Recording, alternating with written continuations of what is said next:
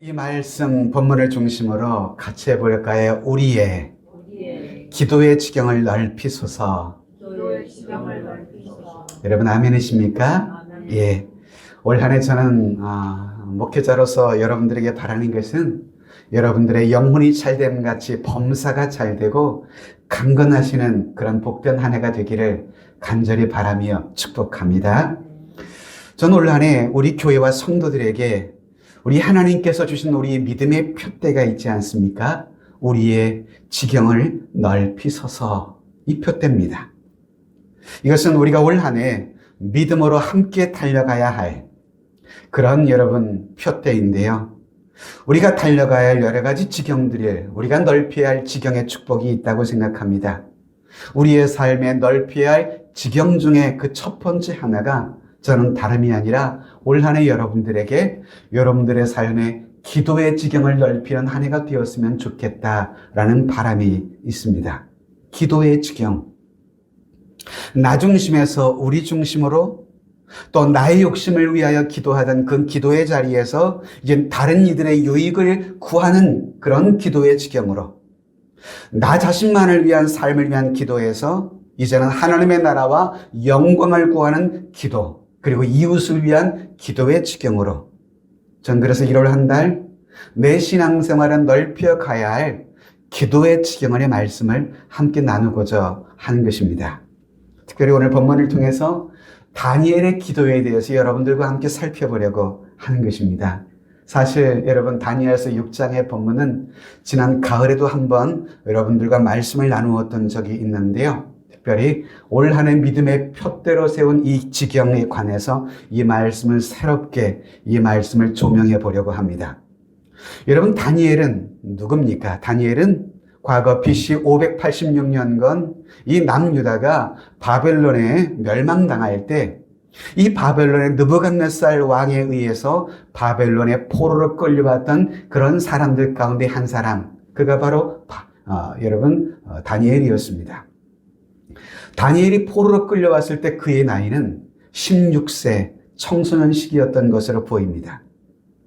이 다니엘은 바벨론 왕의 특별한 배려로 그의 친구들과 함께 바벨론의 그 탁월한 교육을 받을 수도 있었고요.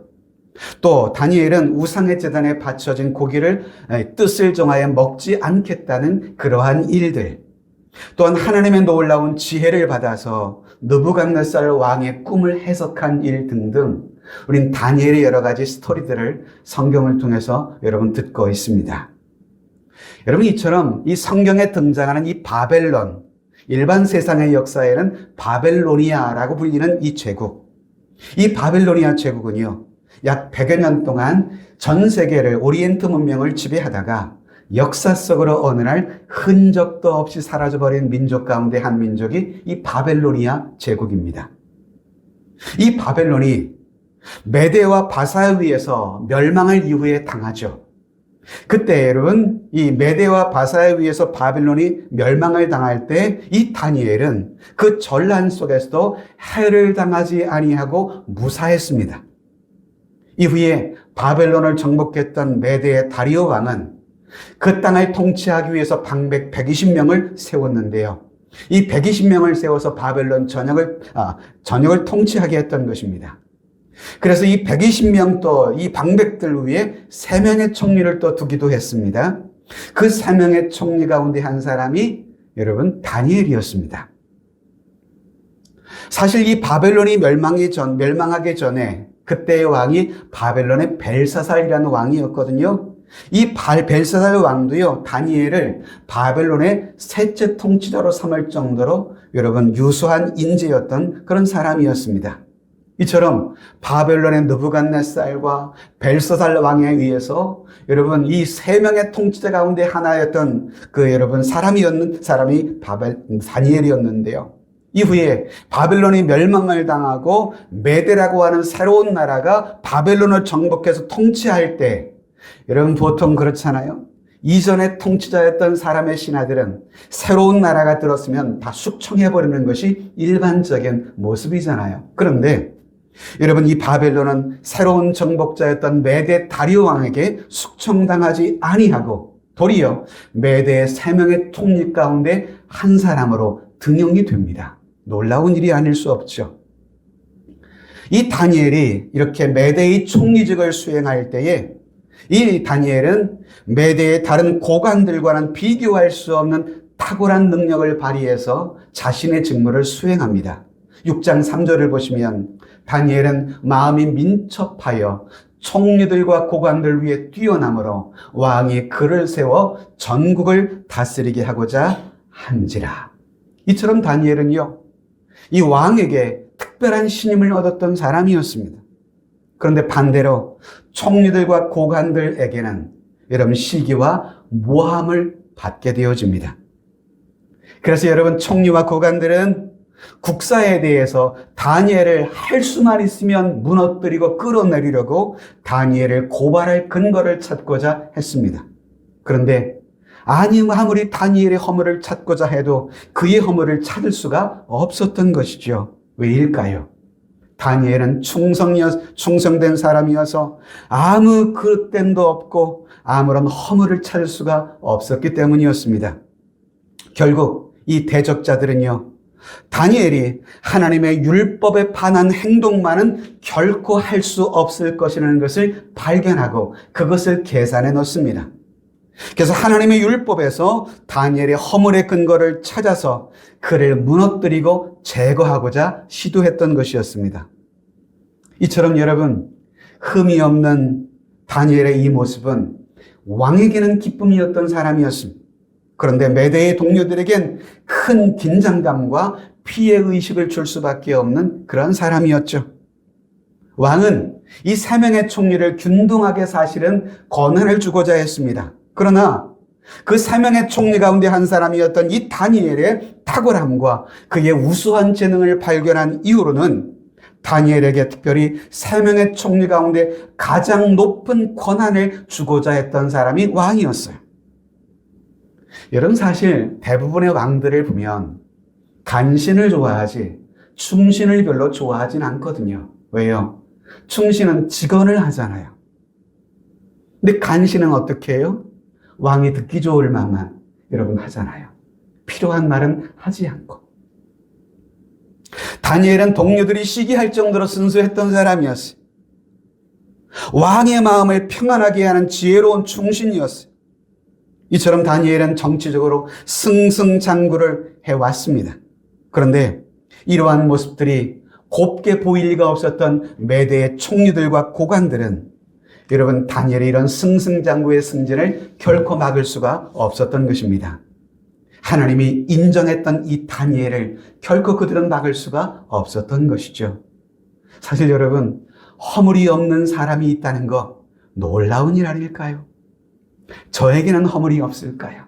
여러분들은 어떤가요? 전 요즘 특히 우리나라의 정치 지도자들의 모습을 보면 참 더욱 그러합니다.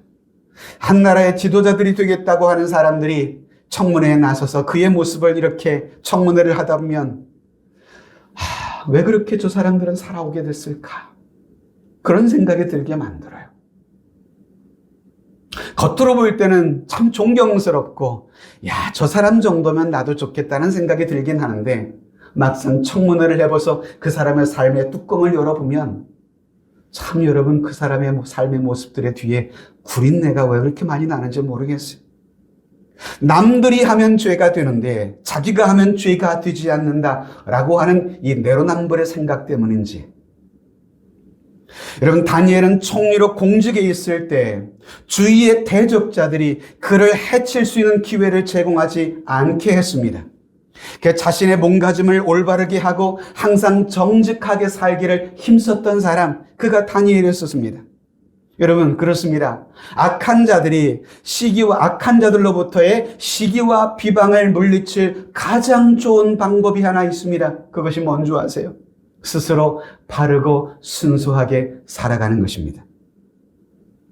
그래서 여러분, 지도자를 꿈꾸는 사람일수록, 높은 자리에 오르기를 원하는 사람일수록 자신의 몸가짐, 자신의 언행을 평소에 주의하며 살아야 하는 것입니다.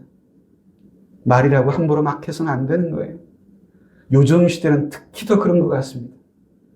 유튜브와 SNS의 시대다 보니까 과거에 내가 했던 말들이 고스란히 근거로 남아서 오늘의 나의 앞길을 가로막는 것들을 얼마나 많이 봐요.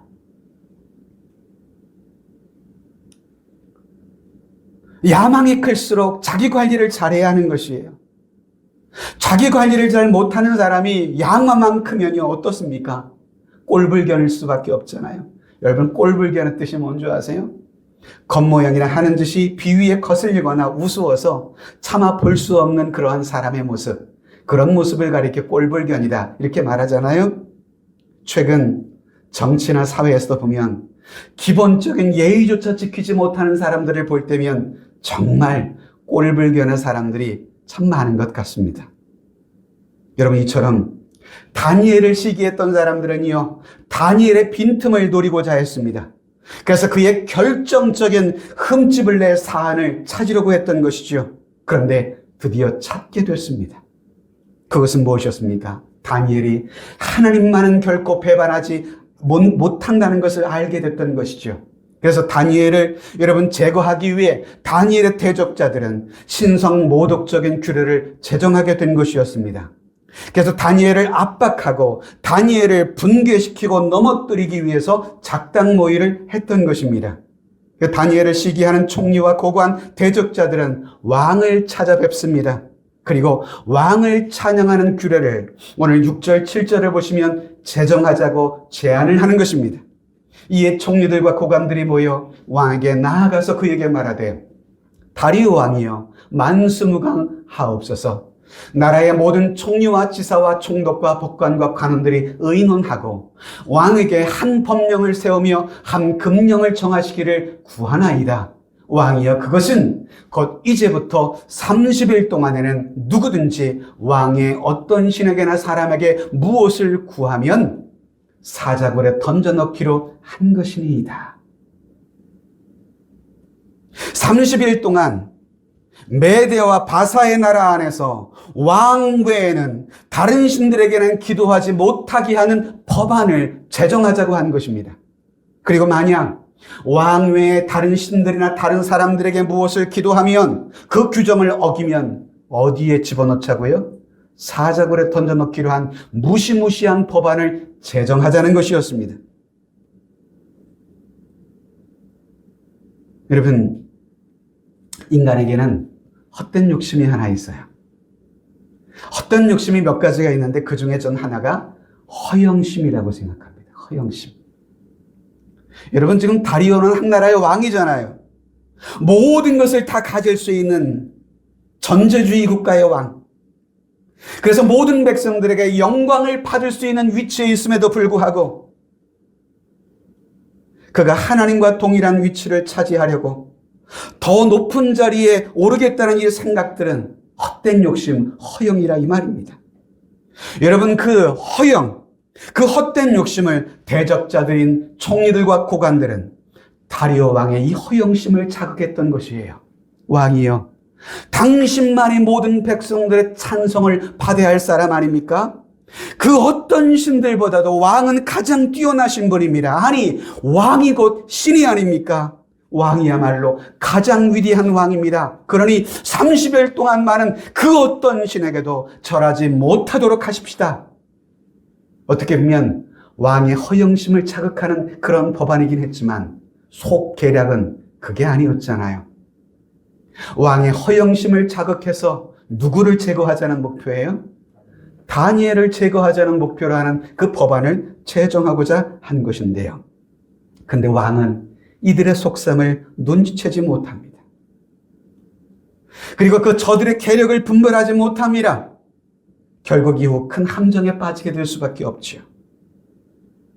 그래서 다리오 왕은 결국 신하들의 계략 속에 그 분별력을 상실한 채 허영심에 빠지고 맙니다. 여러분, 이렇게 우리도 헛된 욕심에 한번 빠지게 되면요, 잃어버리는 것이 하나 있어요. 그게 뭔지 아세요? 분별력이에요. 헛된 욕심에 빠지면 분별력을 잃어버려요. 다니엘은 하나님을 신실하게 섬길 뿐만 아니라 자신에게 맡은 자리에도 성실하게 충성했어요. 이전에 바벨론의 느부갓네살 왕에게도 그리고 그의 아들 벨사살 왕에게도 그는 동일한 마음으로 충성했던 사람이었거든요. 이후 바벨론이 멸망을 당하고 메대와 바사 위에서 멸망을 했지 않습니까? 그런데 숙청당하지 아니하고 이후에 다리오 왕에게도 총리로 기용이 됐잖아요. 이때에도 다니엘은 다리오 왕에게 이전처럼 동일하게 충성을 했어요. 이후에도 어떠한 뇌물도 받은 적이 없고요. 어떤 청탁도 받지를 않았습니다. 받지도 않을 뿐만 아니라 여러분 하지도 않았습니다. 그를 시기하는 사람들은 사방으로 다니엘의 이 허점을 찾으려고 했지만 먼지 한 톨을 발견할 수가 없었다는 것입니다. 다니엘은 정말 깨끗했던 사람이었어요. 뒤로 조용히 자신의 이익을 챙기는 사람도 아니었습니다. 앞에서도 뒤에서도 깨끗한 믿음의 사람. 즉 하나님 앞에서나 사람 앞에서나 정직했던 한결같았던 사람. 그럼에도 불구하고 이러한 다니엘을 시기하고 모함했던 사람들은 쉬지 않고 다니엘을 집요하게 공격했습니다. 그런데 그때마다 하나님께서는 다니엘을 보호하시고 지켜주셨습니다. 할렐루야. 여러분 그렇습니다. 하나님은요, 다니엘처럼 우리가 비록 완전하지 못한 우리들이지만 다니엘을 지키시고 인도하셨던 것처럼 그 동일하신 하나님은 지금도 저와 여러분들을 보호하시고 지켜주시며 인도하신 하나님이신 줄로 믿습니다. 그래서 우리들도요, 이 세상을 살아갈 때, 직장 생활을 할 때 정직하고 깨끗하며 충성된 삶을 살아가기를 힘써야만 하는 것입니다. 다리오 왕, 그는 신하들의 아첨의 말을 듣고 조서에 도장을 찍어 결국 왕의 금령의 법안을 제정해 줍니다. 여러분 아무리 분별력이 있는 왕일지라도 신하들의 계속되는 이 아첨에 넘어가질 왕을 찾기는 쉽지 않을 것이에요. 다니엘은 비록 왕에게 아첨하지는 않았지만 그럼에도 불구하고 왕이 다니엘을 총애한 이유는 아첨보다 강력한 다니엘에게는 지혜가 있었기 때문이었습니다. 여러분 앞서 말씀드렸듯 일반적으로 왕들은 간신을 좋아한다고 했잖아요. 정직한 충신을 시도하는 경우가 많습니다. 다리오 왕은 강력한 제국을 통치하면서도 더 높은 영광을 누리고 싶은 욕망이 그의 마음속에 숨어 있었던 것입니다. 그 욕망을 부채질한 사람들이 바로 다니엘의 대적자들, 고관들이었던 것이죠. 그 신하들의 아첨을 이길 수가 없었던 것입니다. 결국 다리오 왕은 간신들의 아첨대로 금령을 작성하고 조서에 도장을 찍어서 왕의 어인이 찍힌 규례를 반포하게 되죠. 다리오 왕은 이 법안을 제정할 때 당시 수석 총리였던 다니엘에게 한 번도 물어보지도 않고 도장을 찍어 반포했습니다. 이것은 쉽게 말하면 탐욕과 조급함의 합작품이었던 그런 법안이었습니다. 비록 왕일지라도 자신의 어인이 찍힌 이 조서는요, 한 번 반포한 조서는 다시 바꿀 수 없는 것이 당시 여러분 메대와 바사의 법이었다고 합니다. 여러분 그렇잖아요. 법이 무너지면 나라가 무너지는 법이잖아요. 그 어떤 경우일지라도 법은 지켜져야 하는 것입니다. 요즘 정치 권력자들을 보면 법에 의한 지배를 받는 사람들이 아니라 법 위에서 백성들을 군림하려는 사람들처럼 보이는 것, 저만의 생각일지 모르겠어요. 사람들이 그런 사람을 법꾸라지라고 부르더라고요. 법꾸라지. 미꾸라지가 아니라 법꾸라지. 법의 망을 교묘하게 피해 나가는. 전 요즘 세종에 와서 살다 보니까 세종에 세금이 많이 적다고 하더라고요. 세종이 이렇게 안정된 사람들이, 아파트 주민들이 많은데 세금이 이렇게 적을까? 지식인일수록, 돈을 많이 버는 사람일수록 버는 합당한 여러분 세금을 내야 되잖아요. 근데 일반 서민들은 정직하게 세금을 잘 납부하는데 가진 사람들, 권력을 가진 사람들, 부유한 사람들, 그런 사람들은 할 수만 있으면 탈세를 하려고 해요. 그 사람들이 정직하게 세금 내면 세종시에 세수가 여러분 부족하다는 얘기는 안 나올 것 같은데.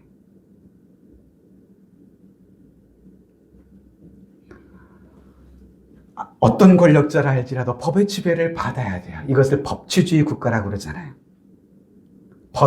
법을 벗어난 지배는요, 결국 파멸을 가져오게 됩니다. 인간의 허영심과 탐욕의 끝은요, 결국 좋지 않은 결과를 낳게 되더라고요. 우리 수많은 사례를 지금까지 역사를 통해서 봤잖아요. 자, 본문 10절을 볼까요? 다니엘이 이 조서의 왕의 도장이 찍힌 것을 알고도 자기 집에 돌아가서는 윗방에 올라가 예루살렘으로 향한 창문을 열고 전에 하던 대로 하루 3번씩 무릎을 꿇고 기도하며 그의 하나님께 감사하였더라. 여러분, 다니엘은요, 왕이 내린 규례와 금령이 내려진 것을 다니엘이 모를 리가 없었습니다. 그럼에도 불구하고, 즉 왕의 금령이 반포된 이후에도 불구하고 다니엘은 집으로 돌아가 예루살렘을 향하여 창문을 열고 전에 하던 대로 하루 3번씩 무릎을 꿇고 기도하며 그의 하나님께 감사하였더라고 이야기합니다. 여러분, 사실 다니엘은요, 왕의 금령이 내려진 이 법안의 이유와 배경을 알고 있었습니다. 다니엘을 모함하여 넘어뜨리려고 대적자들이 만든 법안인 것을 말이죠. 그럼에도 불구하고 다니엘은 그 함정을 피하지 않습니다.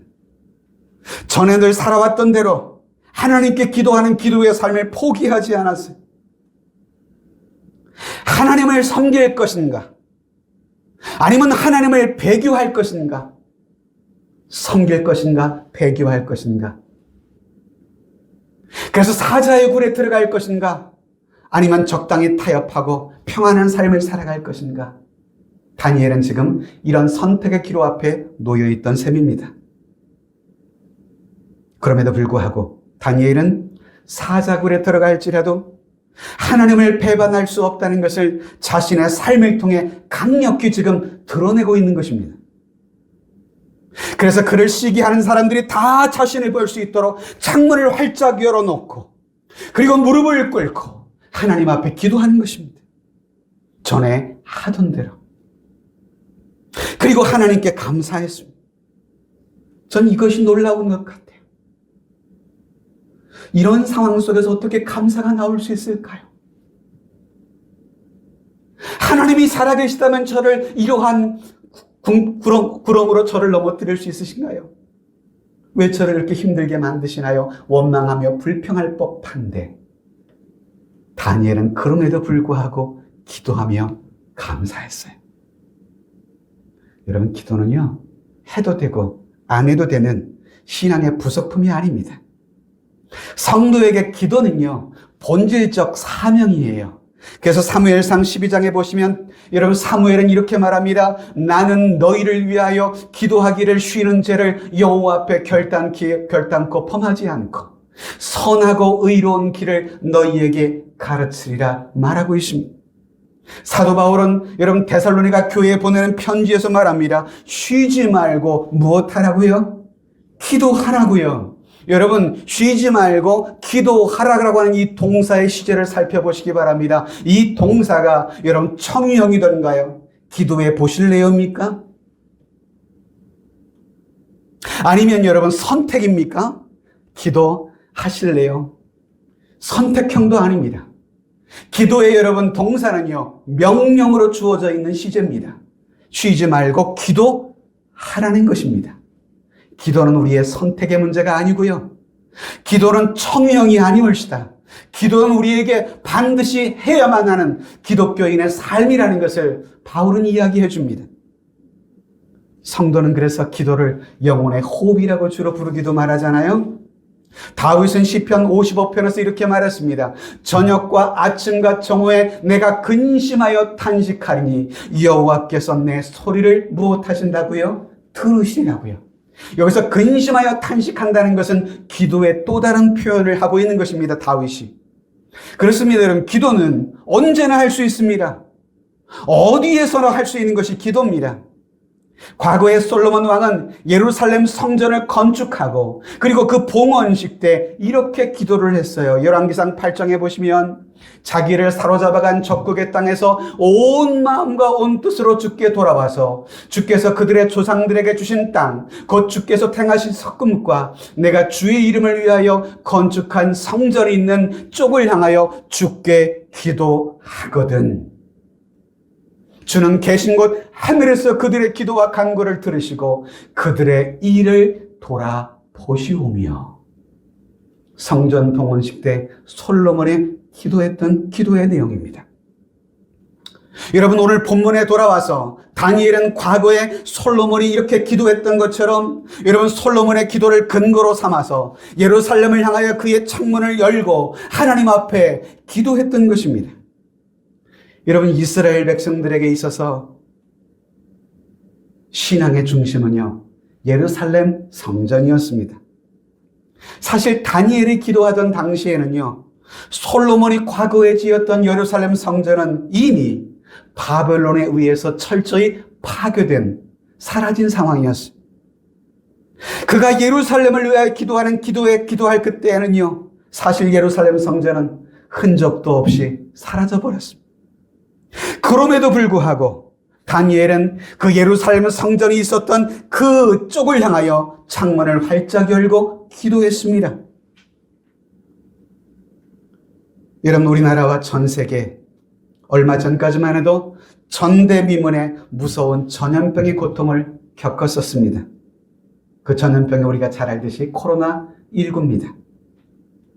이 전염병 때문에 사회적으로 경제적인 여러 면에서 예상치 못한 얼마나 많은 어려움을 겪었는지요. 근데 그것은 교회도 마찬가지였습니다. 숱한 상가의 개척교회들이요, 성도들이 예배 오지 않잖아요. 개척교회들이 상가의 비용을 지불하지 못해서 교회를 폐쇄하는 일들이 너무도 많았습니다. 제가 지난해부터 교회 개척을 앞두고 이 세종에 와서 기도하며 교회를 찾을 때 부동산에 물어보면 수많은 상가의 교회들이 문을 닫았다는 이야기를 부동산 분들이 하시더라고요. 세종도 피할 수가 없었구나 생각됐습니다. 성도들은 전염병에 대한 두려움 때문에 교회의 예배를 기피했습니다. 그래서 온라인 예배를 드리기 시작했죠. 예전에는 한 번도 한국교회 역사상 들어보지 못했던 대면 예배와 비대면 예배라고 하는 신조어가 생긴 그런 시기이기도 했습니다. 지금은 이제 전염병의 두려움을 이제는 극복하고 함께 대면하여 예배할 수 있다는 것이 얼마나 감사한 일인지 모르겠습니다. 제가 코로나를 겪으며 깨달았던 몇 가지 은혜가 있더라고요. 그것이 뭔지 아세요? 교회에 나오지 못하니 교회의 소중함이 어떤지를 새롭게 알게 되고, 교회에 나와서 성도들을 함께 만나지 못하니 공동체와 성도들의 교제의 소중함이 얼마나 중요한지를 새삼 깨닫는 기회가 되었던 시기. 여러분, 우리 성도들은요, 교회에 있든 집에 있든 예배 중심, 기도 중심의 삶을 살아야 합니다. 오늘 다니엘은 자기 집으로 돌아가 윗방에 올라가 기도했다고 했습니다.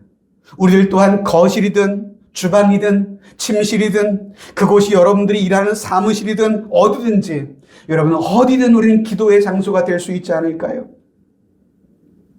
수십 년 전 제가 직접 들은 예화 중에 하나인데요.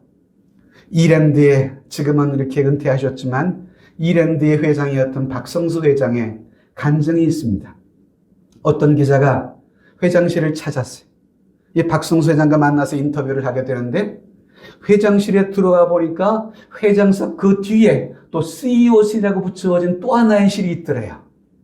기자가 의아해서 물었습니다. 아니 회장님, 회장님이 이 회사의 CEO가 아니던가요? 근데 저 CEO실은 또 뭡니까? 이라고 물어봤다고 해요. 그랬더니 이 박성수 회장께서 이렇게 말씀을 하셨다고 그래요. 예, 우리 회사에 물론 회장은 저이긴 하지만 저 위에 또 다른 더 중요한 회장님이 계십니다. 그분이 이 회사의 CEO입니다. 기자가 의아해서 묻죠. 도대체 그분이 누구신데요? 그랬더니 회장이 말합니다. 우리 회사의 진정한 CEO는요, 우리 하나님 아버지이십니다. 우리 하나님 아버지가 우리 이랜드 회사의 주인이세요. 그분이 회장이세요. 그래서 회사가 어렵고 힘들 때 제가 이렇게 이 회장석에서 이 문을 열고 저 회장석에 들어가서 거기서 하나님을 만나며 기도하는 기도의 장소로 삼고 있다는 그런 간증을 제가 수십 년 전 직접 들을 수가 있었어요. 그분의 회사 경영의 철학을 보게 해주는 중요한 간증이 아니었나 하는 생각이 들었습니다. 여러분, 때로 우리가 원하는 그런 좋은 환경을 아닐지라도 우리가 선 곳에서 우리는 기도해야만 합니다. 때로 우리를 힘들게 만드는 적대적인 환경을 만났을지라도 우린 그런 가운데도 기도하며 감사할 수 있어야 하는 것입니다. 예루살렘의 그 하나님의 성전은 이미 파괴되어 다 사라져버린 상황이었습니다. 그럼에도 불구하고 다니엘은요, 예루살렘을 향하여 그의 창문을 열고 하나님 앞에 기도했습니다. 왜일까요? 그것은 다름이 아니라 하나님의 영광이 임하였던 그 예루살렘을 그리워했던 다니엘의 마음이었습니다. 여러분, 우리들 또한 하나님의 집엔 교회를 아끼며 사랑하는 마음이 필요하지 않을까요? 또한 다니엘은 여러분 기도할 때 하나님 앞에 무릎을 꿇고 기도했다고 했습니다. 여러분, 무릎을 꿇는다는 것은 무슨 의미일까요? 자신을 겸손하게 낮추고 하나님 앞에 복종한다는 그런 자세와 마음이 그의 행위 속에 들어가 있는 것입니다. 벼는 익을수록 고개를 숙인다는 말이 있듯이 여러분, 기도하면 할수록 성도는 더욱 겸손하게 되고요, 하나님 앞에 순종하는 삶을 살아가게 되는 것입니다. 기도는요, 자신의 생각을 드러내는 시간이 아닙니다. 기도는 자기의 의로움을 자랑하는 시간도 아닙니다. 기도란 하나님의 뜻과 생각을 깨달아가는 시간, 그 시간이 기도의 시간입니다. 그래서 우리는 기도할수록 더욱 순종하며 살아가는 삶을 살아가게 됩니다. 그래서 기도할수록 우린 다른 이들에게 덕을 끼치는 삶을 살아가게 되고, 교회 안에서도 거치는 자가 되는 것이 아니라 디딤돌 성도가 되는 것입니다. 같이 해보실까요? 거침돌이 되지 말고 디딤돌 성도가 되자. 기도할수록 그렇습니다.